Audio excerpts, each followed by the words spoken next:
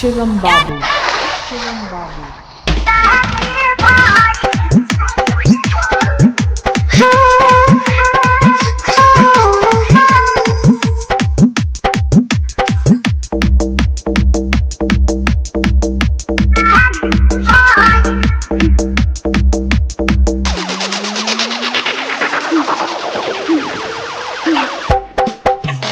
नया नया चपले बाटे जवानी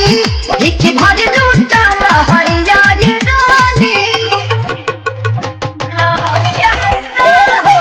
नया नया चपले बाटे जवानी लिखी भर लूटा लहरिया रे रानी कितनी रात खोलत पहिरत साड़ी मन मोर लागी भइल बा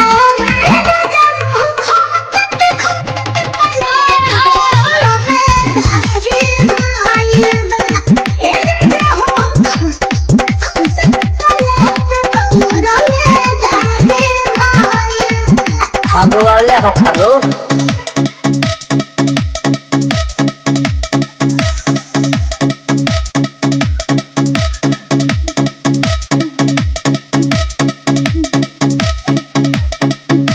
Shivam Babu.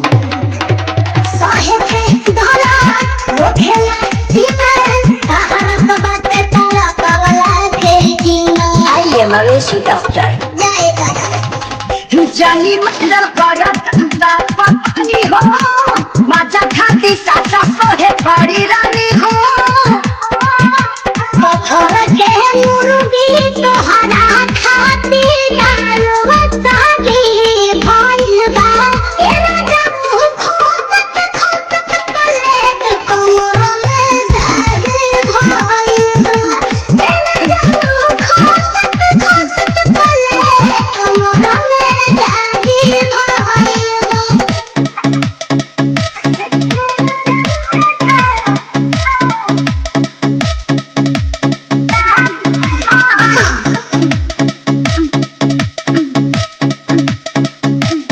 Shivam Babu.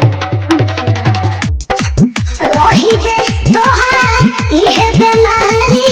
छोड़ी जाइब नहीं होले कुंदन खेसारी हम ना होबे बाबू ऐसे मत करा जब ले निकल तारास कले ले बेटा नाव नदिया में जान हम खेलेगा पतिहत हटे के नहीं खेतो